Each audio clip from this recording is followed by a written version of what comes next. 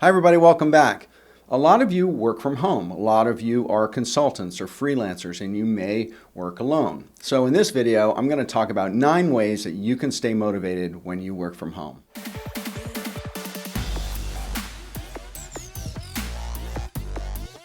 So this video is actually a request from one of my subscribers, Kashif Amin, who's also one of my business partners, a designer in the UK, very talented guy. Anyway, he asked me, what are some of the ways that you stay motivated when you're working from home? And so I thought I'd do this video and share 9 ways that I stay motivated. Number 1, dress for work. What I mean by that is that it's very easy when you work alone or when you work from home that you get into the whole I can work in my PJs things or I can work in my sweats things. The problem is that sets you up for a mentality of being in relaxation mode. So I recommend that you actually get dressed for work, that you dress up just like you would be dressing to go to an office and working with other people, or that you dress just like you were going to have a video conference with an important client and you were going to have to stand up and your whole body would be seen. By dressing up, it sets you up in a mental state where you are going to be more productive and you're going to be on point for work. Number 2 is you want to set 3 top goals. And of those 3 goals, you want to choose one that if you move the ball forward just a little bit on that one goal today, that you would feel like today is a success. And you take that one goal and you start with that one goal. Before you open email, before you go on social, before you go on the web, you address that one goal for 1 solid hour at least and make some progress on it. Because the thing is, when you start off productive in a day, it's much easier to stay productive through the rest of the day. When you start off answering email and going on the web and you're easing into the slow motion aspect of getting productive, it's harder to be motivated. Number 3 is you want to calendar your day. I like to say, if it's not on my calendar, it doesn't get done. I also use a software as a service app online. It's called Toggle. It also has a desktop version. But it's a timer that I set when I'm starting on a project, so I know I'm on the clock. And being on the clock is really motivational. Also, setting specific times for specific tasks on my calendar throughout the day makes me realize that I've got to move from one thing to another, and I set specific time limits on a particular activity or particular project. And if I run out of time, I move on to the next one. You can always come back to the project that you didn't finish. And a lot of times when you do that, you kind of come back with fresh eyes, or you may come back with a little more energy to that project. But I guarantee you that setting your goals on a calendar for the day and also using a timer is going to keep you motivated and keep you moving forward. Number 4 is you want to get an accountability partner.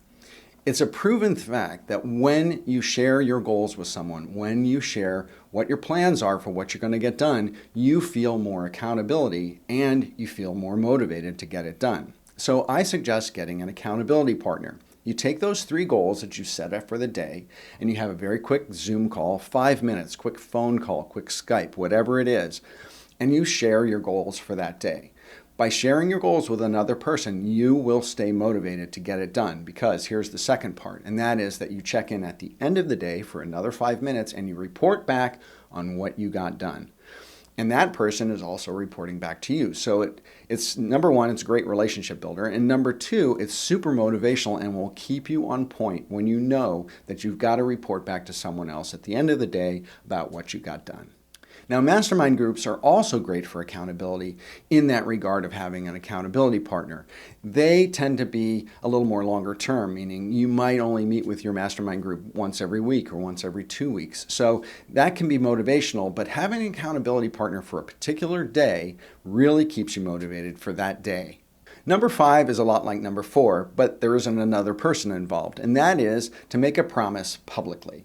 Put it out there on social media what you're going to do that day. Now, no one may be really paying that much attention to it, but for you, just knowing that it's out there, it's a psychological thing. Just knowing that it's out there is going to be motivational to you. That you've put it out there saying, this is what I'm going to do. It's psychological for you, and also you have put it out there to the public in a public way that sets up this level of accountability. Number 6 is change the scenery.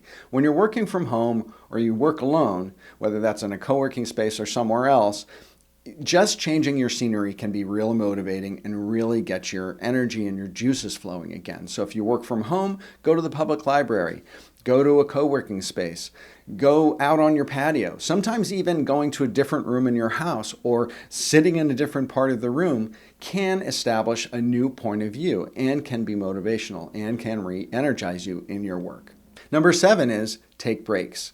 Now, taking a break may feel a little counterintuitive in terms of being productive or being motivated, but in truth, it's not. Whenever I take a break, when I take a breather, when I get away from what I'm doing, I always come back with an added level of motivation and energy to solving that problem. The trick is to just get away from it, to go take a walk, to relax, to think.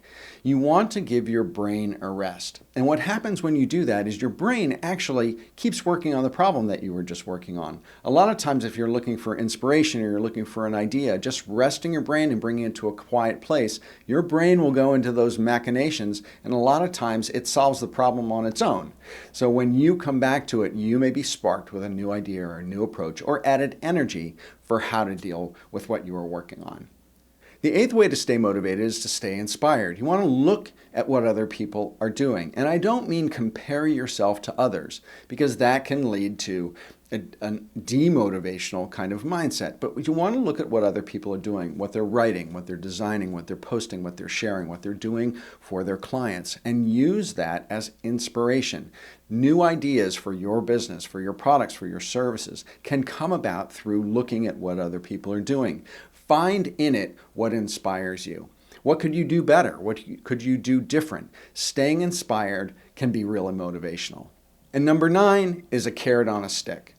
This is the easy one. You want to set up a reward for yourself. Say to yourself, if I get X done, I'm going to get X. So if I finish this project by 12 o'clock, I get to go out and have a burger and fries. Whatever that is, I get to watch a Netflix movie tonight. Set up a reward for yourself that establishes a goal that's going to be, a congratulations for your staying motivated, for your staying on task, for your getting the work done. The bonus is make it not about you.